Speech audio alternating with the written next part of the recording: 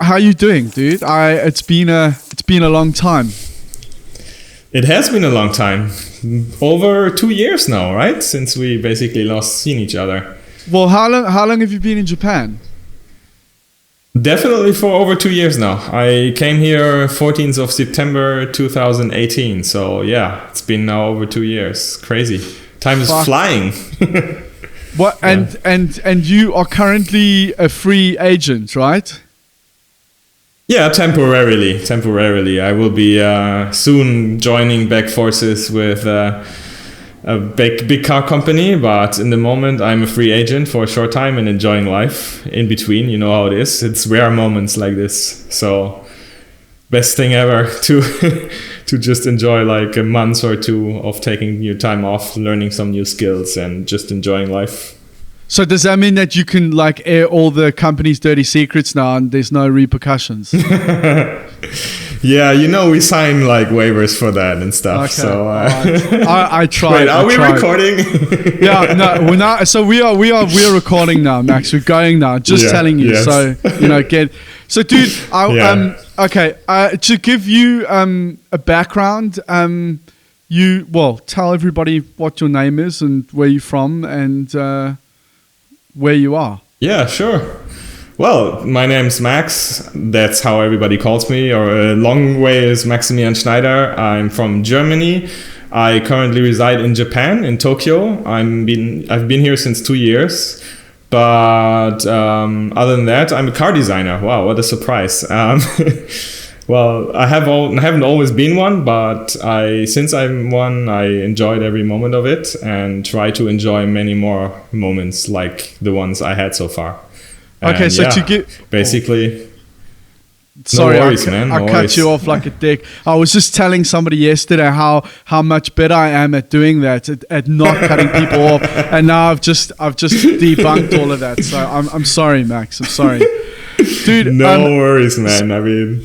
So, dude, I wanted to just to let everybody know. Obviously, we worked together briefly in Potsdam a couple of years ago. You were interning there at the time, and this was just before your move to Japan. But I want to go back. I want to go back to you growing up and how you came to this epiphany of wanting to become a car designer. Well, yeah, how did that happen? Huh? No, I mean, so I'm from Germany, and I think we all know that a lot of Germans like cars, and funnily enough, I'm no exception.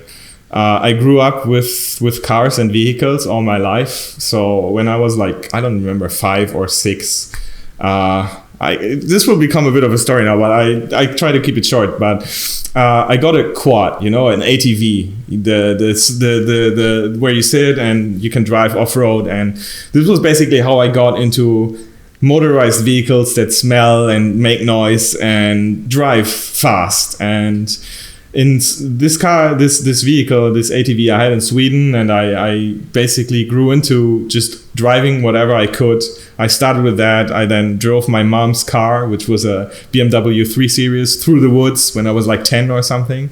So I always had this love for driving, but not only for driving, but also for the vehicles itself, for this, what you get with it, like that you can go somewhere where you normally can't go, and that you can enjoy just doing it, right? You don't have to go somewhere. You can just drive around, and you don't have to have an actual goal to go somewhere, and it's still fun, right? It's not just about going somewhere. You can also take a plane or a train or whatever, but just the journey is it was always fun for me, and that's how I basically gotten into a lot of things that were connected to cars, not only design, funny enough. So a bit of a side story there, but first I became more or less a race driver.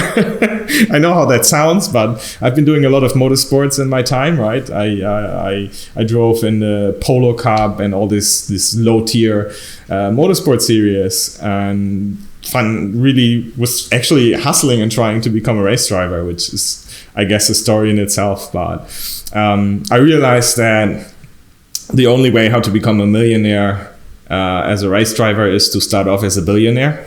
So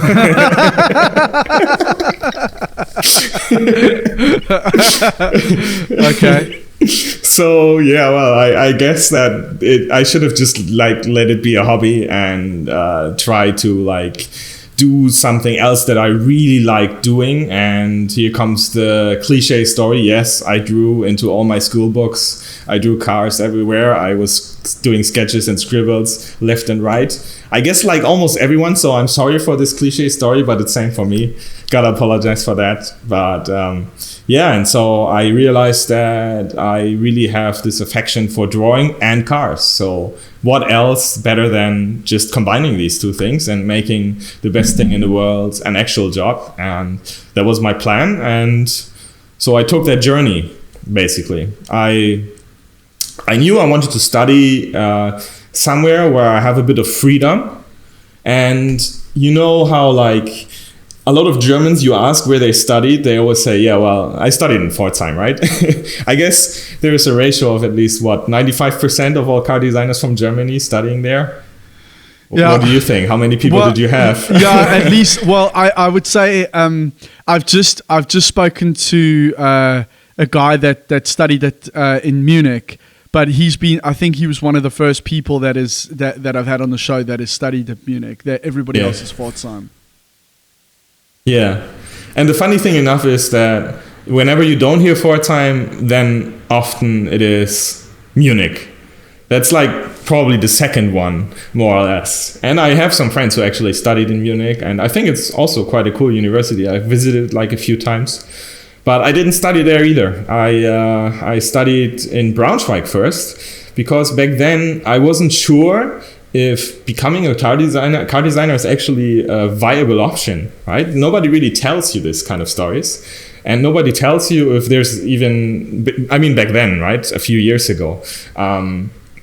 You can get some information on the internet, but you can never really be sure to really become a car designer when you study transportation design. I think in a lot of previous episodes, this has been also spoken about, that not everybody who actually studies transportation design actually also becomes a car designer, because the industry is just so unbelievably competitive. And I knew that this was the case, so I thought I would do something clever. I would maybe study in Braunschweig, where they have like a 2-topic bachelor. You get a bachelor in industrial design, which more or less is meant product design, and transportation design. So I have a bachelor in both these topics at the same time. And I thought it would be pretty clever, because hell, if I don't know if I can or want to become a car designer, I can become a product designer. Stupidly enough, I didn't know that there is no other option for me than becoming a car designer, because everything else is just not the right thing. So I could have skipped that, but it was a really cool time. I mean, Braunschweig is a very, very specific university. It's a lot. It's very different from Pforzheim, for example. It's very different. It's not so much really focused on car design. You have a lot of different topics, but that also means you get a lot of more input in different areas. You take more care about actual scenarios, about use cases, about user experiences, and about the whole background story, which means, especially nowadays, you are a lot more involved in the actual topics that you have with what we are facing now in the automotive industry and in the transportation industry. Because nowadays, I would say it's not only anymore about designing or styling a surface. It's more about creating an experience, and it's becoming more and more valuable about what you're actually getting, not just how it looks, but also how you use it and in which way it conveys a message. I think that's very different from like 20, 30 years ago. With regards to Braunschweig, did you grow up in the area? Was that close to home? Yeah, well, I'm originally from Hamburg, so it was definitely one of the closest universities. I'm a guy from the north, and Bavaria or something like that back then, like Baden-Württemberg as well, has not so much been on my radar. Now I would say it's a pretty nice area to live in, actually. I mean, I did an internship at now the not existing anymore Audi concept design studio in Munich, which was pretty freaking cool. Were you there? When was that? Well, when was that? That was like 2016, I think. Were you there at the same time that Florian Daub was there? No, he was gone already, I think. Okay. So you wanted to stay in the north, and Braunschweig was a good option for you. Exactly. I mean, honestly, I didn't really think so much about just being close to home, but it was part of it, especially back then, because it was just coming out from school, wanting to go somewhere. You don't want to go too far. But I realized that it didn't really make a difference. I didn't really go home that often anyway, because being in Braunschweig was really awesome. Funny enough, I think a lot of people don't realize how cool of a city Braunschweig actually is. It's this typical city that is not too small, not too big, where you can get everywhere with a bicycle, and you have enough clubs and you have enough restaurants and all this kind of stuff, so that it's nice to live in, but it's not too big that is like becoming an anonymous city. I mean, Tokyo here is, for example, it's like 30 million people. That's a bit of a different story. I think Braunschweig is 250,000. So, with regards to the Braunschweig course, that's no more anymore, right? Were you one of the last students? I was one of the last ones. Yeah, definitely. I wasn't the actual last course. I think there was like 1 year below me, 1 semester or 2 semesters below me. But I was one of the last ones. And I actually were one of the last graduating students. This is a different story. This is not because I was slow. I just did a lot of other things. But yeah, Braunschweig transportation design course is sadly no more, which is really sad. There's been some really, really talented designers that have come out of that school, and although it's maybe not that well known, like, you know, ultimately, regardless of where you're studying, what you put in is what you'll get out at the end of the day. Yes, I mean, yeah, definitely. Klaus Bischoff, now a bit more hard to pronounce last name, is one of the very famous ones. There's right. Yes, a lot of VW designers, especially since Braunschweig is so close to Wolfsburg, have been coming from this university. There's many, many more. I think, for example, now we have a good upcoming one. Greetings to him, Niels Sayons, who is now part of the Bugatti specialist vehicles, and many other people. I mean, I could name a lot. That's not the point here, but definitely Braunschweig always has been very reputable, even though it's not been that well known. And I think there's a reason for that, and that is that we didn't have so many tools prepared by the university itself. I think we have this story a lot in a lot of podcasts, that many people didn't get all the resources and still try to make a living of it. You know, you can't always get all the info and resources. But what I think often happens then is that the students themselves really like group together and become like a team that really tries to help themselves. And that was definitely also the case in Braunschweig. There was a really friendly atmosphere, actually. And we really tried to like sketch together in the nights, just sit in the what we call the Zeichensaal, the drawing hall, basically, where everybody was coming together and was like having sketching sessions, drinking and all this kind of stuff, which was an amazing time. Yeah, maybe. Wow, that's outrageous. Yes, so all around a pretty healthy environment, everybody pushing each other but helping each other as well. Yeah. Cool. Yeah, definitely. It was definitely like that. Really cool. Good times. I really like looking back at it. I'm missing it even. So then, Max, what did you decide at university that you wanted to focus on exteriors? That was what your calling was? Yeah, well, kinda. I think so. I mean, you kind of grow into it. I don't really know. I think there are some people that always knew, okay, damn, I'm always going to do exteriors. I wasn't that kind of guy. Having already been focused to also take a look at industrial design, I knew I don't just want to draw exteriors. I knew for me it was fine to also look into details, look into interiors and all this kind of things. I had no problems with that because I appreciated all the different facets of this design process, right? It's also pretty cool for me to have all these intricate details that you can find in an interior. And I'm not the kind of guy that says interior designers are like second level car designers. That's definitely, I think, not the case at all, especially nowadays. I would actually value an interior nowadays more than an exterior, just by how more important it is becoming.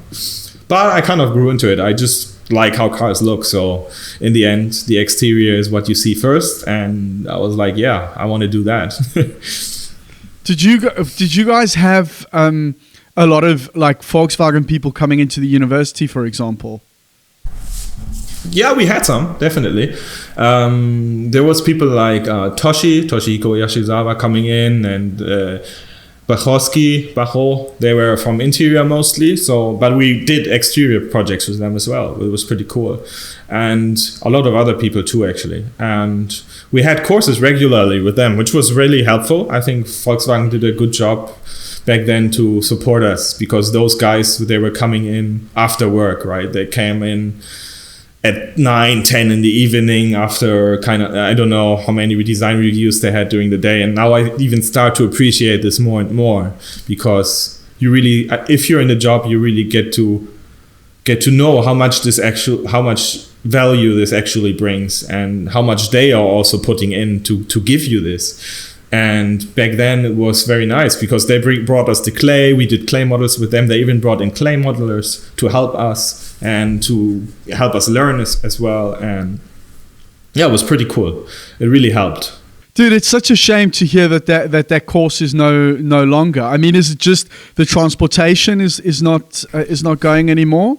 If I can say one thing, honestly, I think the main thing is every course is supported by the people. And if there's one person that you really always have to name when you name Braunschweig, it was Erich Kruse. Was my professor. I think it was everyone's professor. I would call him like the uncle, or almost maybe grandfather. I'm sorry, Erich, if he listens to that, but he was just an all-around nice guy, and he was actually the guy that sometimes brought in the beers in the evening as well. So very it wasn't nice. all on us students. Is he still there? Yeah, he isn't. He basically finished with me. I finished, he finished. It was a good time. And he said, I think he retired now and is just enjoying life. So he said, if Max is going, I'm going. He definitely carried. Yes. He actually said he was quite happy that when we finished, that I finished with him, and he actually supported me all the way to the end a lot. And he carried the transportation design quite a lot. And yeah, I think with him an era ended in Braunschweig University, but you could see it before also really already slowly shifting. There was a lot of changes in the university, and so it was a slowly dying procedure that had no other way of doing than dying. So we tried to rescue it, but there was just no way. Okay. Well, it's a shame though. It is a shame. I mean, it is if you consider the fact that it's not a particularly well-known institution, and you've got all these amazing designers that have come out of it. Yeah, definitely. Especially if you look at all the history, I would fully agree with you. I think what really rattled Braunschweig was just that it's also a real art university. It's like well known for free arts. And it has always been that major part of it. And I feel like a lot of funding went into that areas, and a lot of fundings have been missing for transportation design, and which made it like slowly degrading, and then in the end also didn't help in support of the course itself, which means obviously also the quality drops, and then you have a repetitive circle that basically goes down and down spiraling. And yeah, it's sad, but it also shows the times we are in. There's a lot of universities now competing, I think, and more international universities, and you can't just like get more and more car designers in the industry. And I think that's a real thing that we have already been seeing also in previous episodes, that it's gotten more and more competitive, and there is less and less places for more and more people. So you do the math, right? You can't just stuff in more and more people. At some point, it just doesn't work. And I guess that's why a lot of universities have to reshift as well. Max, can you tell me about your your first internship and how that came about and what that experience was like? Yeah, definitely. I mean, crazy times. I look back and smile because it was just insane, everything. To talk about my first internship, I have to actually talk about my second university, because that all happens because I didn't only study in Braunschweig. I also studied in Milan. And that happened because I took part in a sketch fighter challenge. I think some people know this maybe. There is some of these competitions all around happening all the time. And one of these competitions was back then the cardesign.ru, so the Russian website sketch fighter challenge, where people could like do 24-hour topics for 7 days in a forum. And people were voting on each other's designs, and you had a jury voting for that too. It was pretty cool. I really liked it back then. I just participated for fun. I think it was like 2013 or 14. I don't even remember now. But strangely or crazily enough, I won that competition. So that was pretty cool, I have to say. And because of that, I got a scholarship, which was like 100% scholarship to study in the SPD, Scuola Politecnica di Design, Milan. Full scholarship for the actual master. And this is now getting a bit weird, but that meant I had to basically take it, because I was like, okay, otherwise it's gonna expire and I can't take it anymore. But I was in the middle of a bachelor. I didn't finish my bachelor and I couldn't finish it in time. So I was like, okay, what am I gonna do? And I said, okay, I'm gonna take vacation semesters and I'm gonna go to Italy and I'm gonna study a master, but I'm not gonna get an official degree. I knew that back then already. I knew it, but I was like, fuck it anyway. I'm gonna go, because damn, you gotta take the opportunity. You gotta grab it when you have it. So I went, and it was batshit insane. There's no other way to put it. Italy is a crazy place. In a good way and in a bad way. It has both, a bit of both. And I went to that university and I learned a freaking lot. It was straight up from first day, it was just pushing. We were 17 people. Everybody was hungry and eager. And I, especially as a scholar, had to always have a minimum amount of 26 or 30 points in every class. Which means I had to have really good grades, otherwise I'm going to lose my scholarship. So from the beginning, I was like, all right, I'm going to push through this and I'm going to do my absolute best. Which I did. And basically through all of this crazy time in Milan, where I've been working with a lot of the Audi and Volkswagen guys, there was a lot of people coming. People like Jorge Diaz, for example, who is now head of Seat Design. Happy for him, by the way, absolutely amazing guy. And others like Alessandro D'Ambrosio, who has back then been part of the Audi concept design studio Munich, the head of the studio actually. And we've been doing projects with them, and through that I got the internship. And this is the long part of how I actually got to the Audi concept design studio. Sorry about that. It was quite a bit of a long journey there, but that's how I got there, and that's how everything came together, because really I worked my ass off left and right during that time in Italy. Not proud about it, to be honest. I got almost like, I didn't have enough sleep, and I didn't really, I don't really like those people that say like, I never slept, like making it like something to be proud of. I really wasn't as well. It almost destroyed me. And I can only tell, like, people who are proud of not sleeping enough, they should reconsider their life choices, because sleep is freaking important to be creative. Nobody can tell me that it's healthy to like work 20 hours every day for months in total. And I realized that back then. I realized that it's nonsense. But it got me the job done, and it got me doing a Lamborghini model and an Audi model and work for Ducati and all this kind of stuff, which was really cool. And it got me the internship for the famous Audi concept design studio in Munich, which was a really cool studio. when I came in there, it was my first internship, right? I mean, like everybody, first internship, you work so hard to get there and you really don't know what awaits you because it's the first one. So you're like, all right, I was like a kid in the candy store, obviously, because you have seen none of the industry side like back until then, right? You're just in your university bubble and you think maybe you're the man, but then you get in there and you see all these crazy ass designers doing absolutely insane stuff and you get humbled really quickly, but in a good way because you learn a lot. Can I just ask you quickly, like, how exactly did that come about? Was that part of was that a competition that you were competing against other students for, or was it something that you won, or did you just apply to them like cold, or how did it happen? Well, I would say in the end, everything is a competition, right? I mean, and it was never really said that, hey, first off, they didn't tell us, hey, you will get an internship if you do this or this. Nobody actually communicated with us if we would even get an internship. So this wasn't even really on the table. Nobody really knew what would be happening. This was the first thing. And we were all just really aware that it will be hard, and especially 17 people in one class and not so many places and opportunities. We knew what was on the line. And for me, it was, I think, just, I quite remember it. We had like our final degree show, and there were a lot of talks there. The typical industry talks. People came over, like Filippo Perini, just having switched to Ital Design back then. Jorge was there too, some of the other Audi guys, more Lamborghini guys. We had a lot of contact there with Volkswagen as well. This is a bit of a like a line during my story. I had a lot of connection with Volkswagen.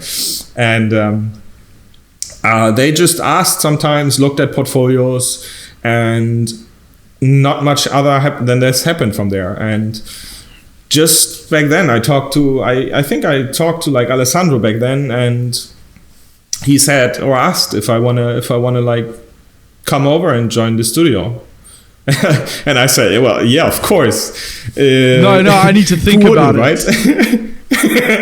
I actually had to think about it because at the same time Perini asked me if I wanted to actually join Ital Design, but not as an intern, but as a designer.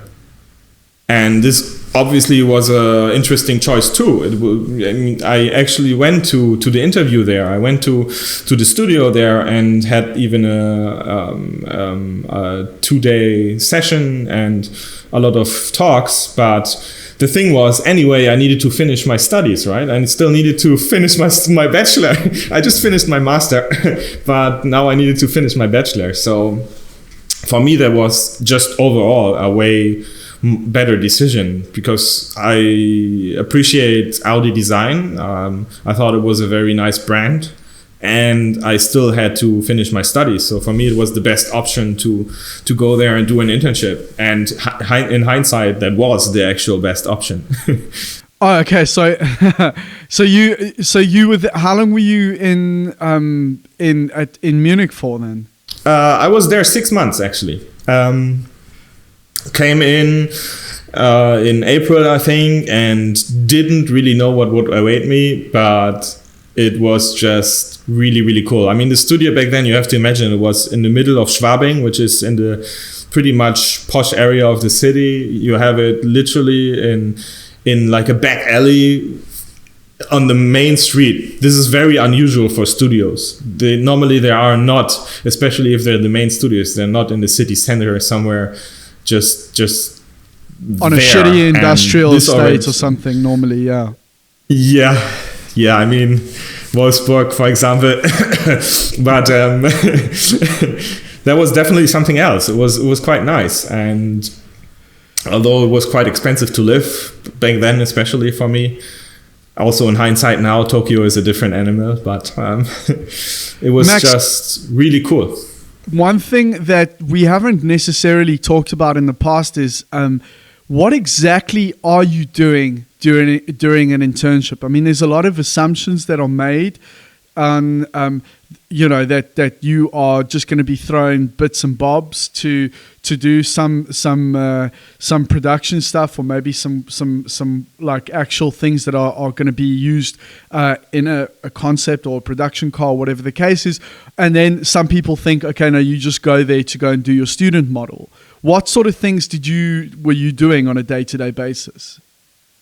Yeah, well, luckily I can answer that quite well, since I did 3 different internships and 3 major OEMs, and it was more or less the same with all of them, just different comparing if it was one of the main studios or a satellite studio. But in all of these internships, it was always like this, that you get to, and I think that's quite common, you get to work on your own things. Definitely. There is time to actually, even sometimes they're quite generous, right? You can even do your own project, which is also being valued quite extensively. This is also helping to evaluate you as a designer, to see how you're managing your own time, to see how you're working with your own schedule, and to see what you creatively come up with on your own, which is different to what is the second part of the job as an intern, is to actually integrate in the process of the actual design process, which is the most valuable thing ever. No university can ever help you with that. There is only something like practice that helps you do what you actually do as a designer. And this is what I really valued as an intern. You get to design pieces of a real car. For example, right now I just configured my own S-Class wheels. I remember I did like at Mercedes, I did some wheels and they just like came out, and you can have them now in the configurator. And I still remember it so fondly because it was amazing. You are an intern and you get to design production wheels. You speak to the actual modelers, you speak to the suppliers, you do all the little details, and you get this freedom even, and this trust also, that you as the young guy who didn't even finish studying get to do something for a car that will be going onto the streets. And this is obviously not always the case. You have to also be lucky that the timing is right with a lot of these projects. But more often than enough, you get to really see some of the cool stuff in many companies. You get to see what's actually being worked on. Not all of the companies. Some are also a bit more, secretive. They know that interns walk around. They maybe go to another studio. So I also heard the stories that there are sometimes interns that have to sit in another room, and don't have access to certain folders. But I was quite lucky, I think, in all of the cases. I mean, at Audi, I got to see all the concepts that have been worked on back then. Really cool stuff. At Mercedes, I also saw a lot of stuff. And at Volkswagen, where I met you, it was also quite cool and really cool projects. And so I was quite happy because being involved in these projects is just the most amazing thing for you to learn. You really grow, because you get to work with experienced people, with experienced designers. They help you understand what's going on, and you get to actually experience how it is to design a product, which is amazing. Can I, you talked about being trusted with managing your time and your workflow and dealing with suppliers and all that sort of stuff. Is that something that you just kind of got thrown in the deep end with and had to figure out? Kind of, yes. Not of course, not only, right? There's always people that you can ask, and which you also need to make sure that you do, right? They value you as an adult. You're not anymore a school child that gets taken by the hand. You have responsibilities, but you need to work with these responsibilities.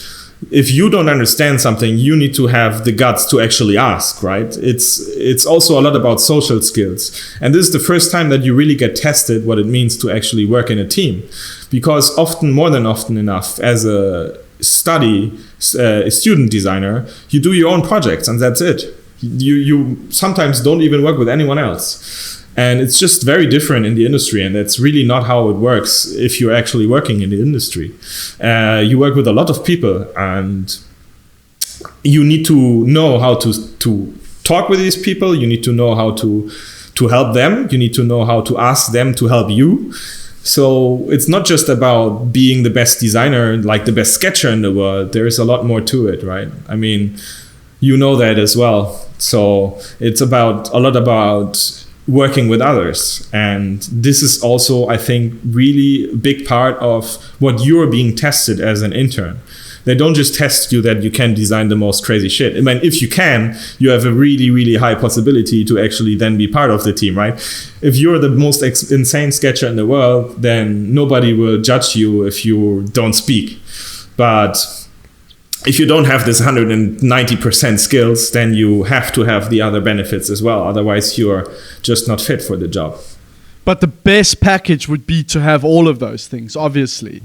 For sure. I mean, if you would ask me, if I would be the guy that would be putting up together a team, I would always say I would rather have like an all-round talent that is nice to work with and nice to talk to, because you will be working with these people in a day-to-day basis. And if you don't have a chemistry in a team, you can have the best people. They will always be, that's an assumption, but my personal opinion, they will always put out something that is of less value than a team that works well together and of people that are happy to work in this environment and are happy to go to work. You can't just fake it. It might work for a year or 1.5, but at some point people will get burned out otherwise, for sure. I think as well, like there's this common, I mean, what you said is very true. There are people in this business that are fucking unbelievably talented and can just fire shit out all day long. But I think and that basically, you know, maybe you could arguably say have the personality of a brick. But they but those and there is a place for those people as well. But the thing is, like, at some point that can also be incredibly limiting, you know, because as you said, it's an incredibly collaborative process. And if, for example, you wanted to lead a team one day, or you have to deal with suppliers and whatever, if you're not able to conduct yourself in a certain way or be personable or communicate, then that is definitely going to work against you. And on the contrary to that as well, with you could have another situation again with like amazing skills. But if you are this like negative ball of energy and you create this toxic environment around you, you're going to fuck the whole team up, basically. And I think that people like that are really, they are detrimental to a productive project. I think so too. I really think so. And I think what you said is particularly true. I think sometimes you have this situation that you would maybe say, well, this person is an amazing designer, but maybe he is just not the right manager. And I think it's really important that these two things get also valued separately. I think that, you know, I personally believe that a design manager doesn't have to be the best designer. Actually, quite the contrary. Why even? You need to have taste, yes. You need to understand what kind of direction is to be taken. But in the end, you need to manage people. You don't need to manage the paper itself. You don't need to manage the every single stroke. That's for the designers to do. And this, I think, is sometimes maybe even misunderstood. That you can be the best designer in the world, but then you should also stay a designer, right? I mean, that's what you're good at. Do it, no problem. Maybe get a better salary for sure, but I think that is so. I think it's so fucking true, dude. It is such it's such an underrated skill, looking after people. You know, the thing is, particularly in these larger OEMs, there can be this mentality of like, oh well, you know what, fucking Klaus in the corner has been here for 5 years, so we need to make him a manager, and it doesn't fucking work like that. But at the same time, I also think that if proverbial Klaus, it's not Klaus anybody in particular, I'm just being, I don't know, stupid. But if he or she is exceptionally brilliant at designing and they want to stay designers, then they should also, I think the system should also be readjusted for people like that. You know, that they aren't penalized for not taking on managerial duties. You know, they can become. Yeah. I know that in some instances it is possible to become a creative specialist, and I think that those things should be celebrated, because not everybody should be managing people. It's a completely different skill set. I couldn't agree with you more. Yeah, I think that's nothing negative either. I think it shouldn't be about positions and how you describe them. I think it's fine. It's also taking a lot of energy and understanding for yourself to realize what you're good at and what you're not so good at, and to maybe work on these things and improve. That's good, but also to get the right people at the right positions. I think that's important. But honestly, feels like something that is just naturally understood in some certain ways and should be done in that way. I think not many people would disagree with that statement, right? It's just that the reality sometimes is a bit different. Aces in places. Yeah, exactly.